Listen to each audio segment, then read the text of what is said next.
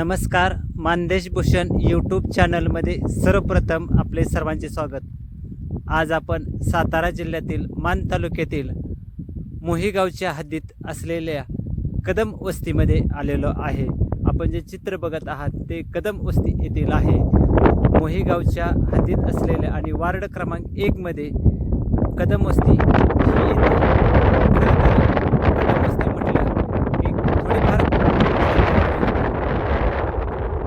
3 ते 4 घरं खूप दिवसांपासून होती. आज ते 10-12 घरामध्ये या वस्तीचं रूपांतर झालेलं आहे. पण या वस्तीचं एक वेगळं पण आपल्याला पाहावयास मिळत आहे. खरं तर एकीचं दर्शन असेल तर किती विकास कामं होऊ शकतात हे या वस्तीमधून आपल्याला पाहावयास मिळालेलं आहे. या वस्तीमध्ये जिपं शाळा, ज्योतिबाचं मंदिर, त्याचबरोबर गावात येण्यासाठी अर्थात वस्तीवर येण्यासाठी रस्ता झालेला आहे. त्याचबरोबर ग्रामपंचायतीने पिण्याची पाण्याची व्यवस्था केलेली आहे. खरं तर ही छोटीशी वस्ती आहे. राजकारणातसुद्धा या वस्तीने एक वेगळंपण सिद्ध केलेलं आहे. आणि ह्या वस्तीची एकीतून कशी प्रगतीकडे वाटचाल केलेली आहे या संदर्भात आपल्याला अधिक माहिती देण्यासाठी या वस्तीतील ग्रामस्थ अमित कदम आणि विजय कदम आहेत. आपण तर त्यांच्याकडून जाणून घेऊया कशी या वस्तीने प्रगती केलेली आहे. आता जे आपण चित्र बघत आहात ते चित्र आहे जिप शाळा कदम वस्ती येथील आणि ही वस्ती शाळा आहे.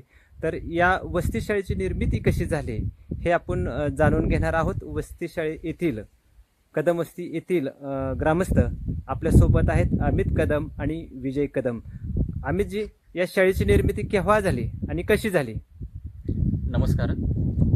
शाळेची निर्मिती 2002 साली झाली.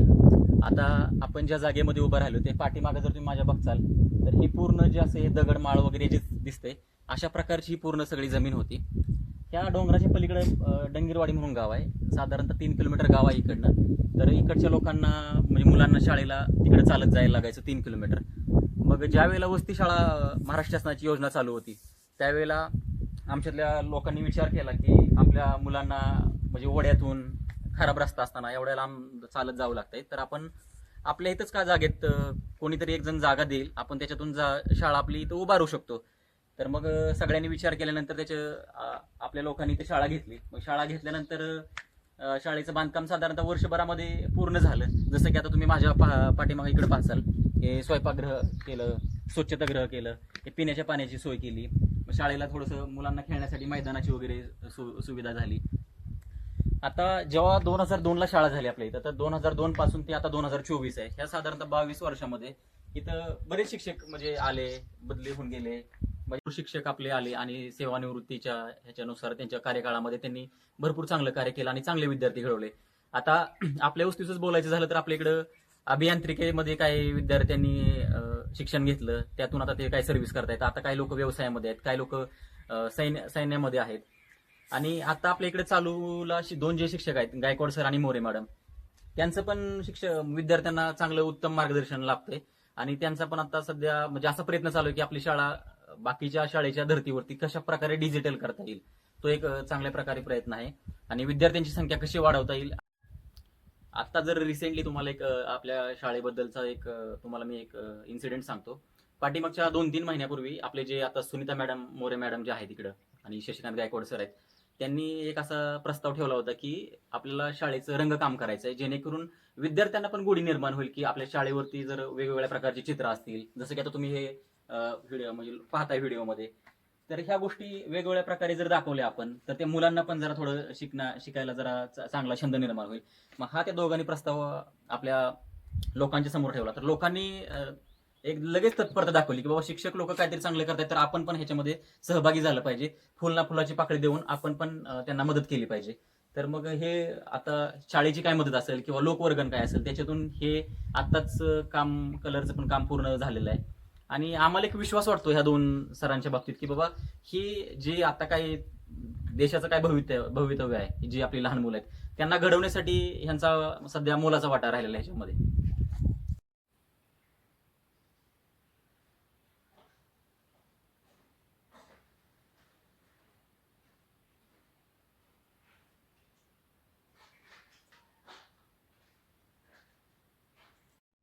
मगाशी जे चित्र बघितलं ते चित्र होतं कदम वस्ती येथील ज्ञान मंदिराचं. खरं तर ज्ञान मंदिराची निर्मिती कशी झाली आणि या ज्ञान मंदिरातून किती विद्यार्थी वेगवेगळ्या क्षेत्रात घडले हे आपल्याला अमित कदम यांनी सांगितलेलं आहे. खरं तर आता आपण जे चित्र बघत आहात ते आध्यात्मिक मंदिर आहे आणि या आध्यात्मिक मंदिराची निर्मिती कशी झाली हे आता आपण या कशी निर्मिती झाली हे आता जाणून घेणार आहोत. आता जसं सांगितल्याप्रमाणे आपण ज्ञान मंदिरातून आध्यात्मिक मंदिरामध्ये आलोय. तर हे मंदिर जे आपण पाहताय हे ज्योतिर्लिंगाचं मंदिर आहे. तर हे मंदिर आपण साधारणतः 2017-18 साली ग्रामस्थांच्या लोकवर्गणीतून बांधलं. हे बांधण्यामागचं कारण बघण्या अगोदर आपण पहिलं बघूया की डंगेरवाडी ह्या गावामध्ये महादेवाचं मंदिर आणि महालक्ष्मीचं मंदिर हे ग्रामदैवतच आहे आपलं, आणि जे की आपली ती श्रद्धास्थानच आहेत. हे जिथं जे जत्रा वगैरे काही कार्यक्रम वगैरे असतात तिथं तर आपण सर्वजण उत्स्फूर्तपणे जातच असतो तिथं. पण हे मंदिर बांधण्यामागचं कारण असं होतं की हे मंदिर आपलं कुलदैवत होतं कदम घराण्याचं. तर एक नेहमी खंत असायची की आपल्या एवढ्या 2-3 पिढ्या गेल्या तर आपल्याला कुलदैवताचं मंदिर नाही. जसं की आपण मंदिरासाठी सगळ्या लोकांनी शाळेसाठी सर्व लोकांनी पाठपुरावा करून जशी शाळा मंजूर करून घेतली होती, तसं असं वाटत होतं की लोकल वर्गणीतून आपण आपलं मंदिर पण एक असावं आपल्या कुलदैवताचं. अमितजी, आत्ताच तुम्ही सांगितलेलं आहे की डंगेरवाडी येथील श्री महालक्ष्मी देवी आणि श्री शंभू महादेव हे तुमचे श्रद्धास्थान आहेत. खरोखर तर ते तालुका आणि अनेक तालुक्यामध्ये ही दोन्ही श्रद्धास्थानं प्रसिद्ध आहेत. आणि श्री महालक्ष्मी म्हटलं का एक यात्रा भरते, मोहीची यात्रा. तर मुख्य भाग आहे तो पालखीचा असतो आणि आपल्या डंगेरवाडीची पालखी मोहीला गेल्यानंतर तेथील यात्रा भरत असते. आणि श्री शंभू महादेवाची दहीभाताची पूजा आणि भंडारा यासाठी आपला शंभू महादेव प्रसिद्ध आहेत आणि तुमची दोन्ही श्रद्धास्थान आहेत. आता तुम्ही त्यानंतर सांगितलं की त्या देवाला आम्ही कायम जात असतो, आजही जातो आणि अनेक दिवस अनेक आमच्या पिढ्या तिथं जाऊन आलेल्या आहेत श्रद्धास्थान असल्यामुळे. पण प्रश्न एक पडतो की तुम्ही आता ज्योतिबाचं मंदिर बांधलेलं आहे. मंदिर इतकं आकर्षक आहे, लोकांना बसण्यासाठी खुर्च्या केलेल्या आहेत आणि इतकं सुंदर मंदिर बांधलेलं आहे. लोकवर्गणीतून हे तुम्ही मंदिर उभारलेलं आहे. तर आता जे एक काही दिवस तुमच्या पूर्वी हे बांधून पूर्ण झालेलं आहे.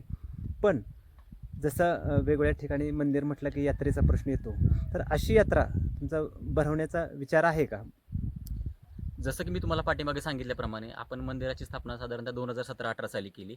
त्याच्यानंतर 2020चा जो काळ होता ते करोनाचा काळ असल्यामुळं त्याच्यामध्ये म्हणजे असे काय लोक जमवणं वगैरे हा काही कार्यक्रम आपल्याला करता येत नव्हते.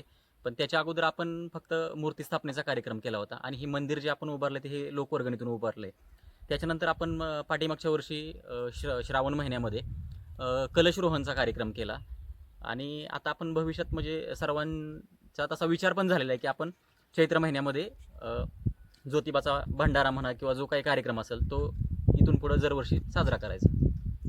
आता आपण कदम वस्तीवरलं शाळा बघितली आणि ज्योतिबाचं मंदिर बघितलेलं आहे. या दोन्हीची निर्मिती कशी झाली हे आपल्याला अमित कदम यांनी सांगितलेलं आहे. आता याच वस्तीचे ग्रामस्थ आहेत ते विजय कदम आपल्यासोबत आहेत. खरं तर वस्ती म्हटलं का रस्त्याचा प्रश्न असतो आणि हा प्रश्न सोडवणं फार कठीण असतं. पण हा प्रश्न रस्त्याचा कसा सोडवला ते आपल्याला सांगणार आहेत. आता जे चित्र बघत आहात ते पूर्ण रस्त्याचं आहे आणि त्याशिवाय जे चित्रात आपल्याला बघायला मिळत आहे ते मोठमोठे दगड आहेत आणि या दगडातून या ग्रामस्थांनी जिद्दीने, चिकाटीने आणि एकजुटीने रस्त्याचा प्रश्न सोडवला आहे. कशा पद्धतीने त्यांनी हा प्रश्न सोडवला आपल्याला विजू कदम आपल्याशी बोलत आहेत. नमस्कार. आता तुम्हाला जो प्रश्न विचारलेला आहे तो प्रश्न असा आहे की रस्त्याचा आहे, तर कशा पद्धतीने तुम्ही हा दगड गोट्यातून तुमचा हा रस्त्याचा मार्ग काढला? अहो, हा रस्ता जो आहे का नाही तो म्हणजे खूप दिवसापासून असाच होता, ह्या दगडातूनच होता. म्हणजे सायकल आहे किंवा लोक असे चालत जायची ह्याच्यावरती. जशी शाळा झाली का नाही 15-20 वर्ष झाली शाळा, त्यावेळेसच हा रस्ता म्हणजे इथल्या ग्रामस्थांच्या सहभागातून पाठपुरावठा केला. आमच्या इथल्या आपले चेअरमन आहेत आत्ताचे, त्यांनीच पाठपुरावठा करून आणि त्यांना सर्व ग्रामस्थांनी सहकार्य करून हा रस्ता केला. पूर्ण 1 किलोमीटरचा रस्ता आहे तो. आता कच्चाच आहे रस्ता तसा, पण रहदारी अशी म्हणावंच तशी खूप आहे अशी. आणि आता ह्याच्यावरती आम्हाला पाठपुरावठा करायचा आहे की हा रोड चांगला व्हावा, हीच अपेक्षा आहे आमची. असं इच्छा आहे ग्रामस्थांची इथल्या. आत्ताच तुम्ही सांगितलेलं आहे की रस्ता कशा पद्धतीने केलेला आहे. खरं तर अजून एक अन्न, निवारा अशा विविध गरजा असतात खरं तर माणसाच्या. आणि त्यातल्या त्यात एक महत्त्वाचा प्रश्न येतो लोकांच्या पुढं, ते पाण्याचा. दुष्काळी परिस्थिती आहे आणि अशा दुष्काळी परिस्थितीमध्ये आज तुमची वस्ती आहे. खरं तर शासनानं यापूर्वी तुम्हाला पाण्याची सुविधा उपलब्ध करून दिलेली आहे. पण ते कमकुवत ठरलेले आहे. त्याचं कारण म्हणजे आता पाणी नसल्यामुळं तेही सुविधा तुमच्या पुढं उपलब्ध नाही. तर आता जे प्रश्न आहे तो उन्हाळ्याचा आहे आणि पाण्याचा प्रश्न आहे. तर शासन पातळीवर तुम्हाला तो प्रश्न पाण्याचा कशा पद्धतीने सोडवावा अशी अपेक्षा आहे? असं आहे, पाण्याचा प्रश्न जो आहे की नाही तो पहिला सुटलेलाच आहे. कारण ग्रामपंचायतीनं आम्हाला कधी काही कमी दिलं नाही. टाकीची सुविधा केलेली आहे, पाण्याची सुविधा केलेली आहे, पण तिथपर्यंत हा ग्रामस्थ गेलेला नाही. त्या टाकीचं पाणी हे ज्याच्या त्याच्या पर्यायाने ज्यांनी त्यांनी हे केलेलं आहे. पण आता तुम्ही बघताय की पूर्ण तालुक्यातच अशी परिस्थिती आहे की तिथं कोणच काही करू शकत नाही. पण आमची आता हीच इच्छा आहे की तालुक्यात करत नाही म्हणून असं गप्प बसून चालणार नाही. आम्हाला पाण्याची तर सुविधा पाहिजेच. कारण पाणी जे आहे ना ते जनावरांना लागतंय, खर्चायला लागतंय. पाणी मेन प्यायची परिस्थिती आता सध्या बिकट झालेली आहे. त्या बिकट परिस्थिती झाली असल्यामुळं त्याच्यावरती आमचा खूप म्हणजे आम्हाला खूप संघर्ष आता करावा लागतोय. का काय करावं लागेल ते आम्हाला समजत नाही. आता जो तो उठतोय की पाणी प्यायचंच नाही, खर्चायचंच नाही. आणि आता जो येतोय शासनाकडून पाणी, ते शासनाचं पाणी जे येतंय ते खर्चायला, गुरांना ह्याच्यातच हे होतंय. पण पाणी प्यायचं अजून प्रश्न सुटलेला नाही. म्हणजे प्यायला पाणीच नाही आता सध्या, कसलंच पाणी नाही प्यायला. अमित, मगाशी तुम्ही ज्ञान मंदिराची माहिती दिली, आध्यात्मिक मंदिराची माहिती दिली. याशिवाय विजय कदम यांनी रस्त्याची माहिती दिलेली आहेच. याशिवाय त्यांनी पाणी ग्रामपंचायतीने उपलब्ध केलेलं आहे हे सांगितलेलं आहे. दुष्काळाची झळा आणि पाणी संघर्ष कसा आम्ही करतोय हेही सांगितलेलं आहे. खरं तर दुष्काळी असल्यामुळे ही परिस्थिती निर्माण झालेली आहे. पिण्याची पाण्याची मागणी त्यांनी केलेली आहे. तेही शासन पातळीवर पूर्णत्वाकडे जाईल. पण एक खरा प्रश्न पडतो की हे सर्व उभं केलेलं आहे, पण या वस्तीवर, कदम वस्ती म्हणून जी प्रसिद्ध आहे, या कदम वस्तीवर अजून कशाची तुम्हाला अपेक्षा आहे किंवा काय कामं तुमच्या हातून अपुरे राहिलेले आहेत की जी भविष्यात तुम्हाला पूर्णत्वाकडे न्यायची आहेत? आता जे आपण सर्व माहिती बघितली, जसे की हे ज्ञान मंदिर, आध्यात्मिक मंदिर, रस्त्याचं, पाण्याचं, ह्या काही गोष्टी शासनाच्या माध्यमातून झाल्या असतील, काही लोकवर्गणीतून झाल्या असतील. पण आता एक आमच्या पुढं सध्या चालू एक प्रश्न आहे, आम्हाला वाटतं झाला पाहिजे, तो म्हणजे आमच्या रस्त्याचा डांबरीकरणाचा विषय आहे. ते आता ही तर गोष्ट काय लोकवर्गणीतून शक्य नाही आहे, तर ती आमची शासनाला विनंती राहील की त्यांच्या माध्यमातून जर ही गोष्ट झाली तर चांगलंच आहे. आणि दुसरा मुद्दा असा आहे की जो आपण आध्यात्मिक मंदिर पाहिलं त्याच्यासमोर एक सभामंडपाचा विषय आहे.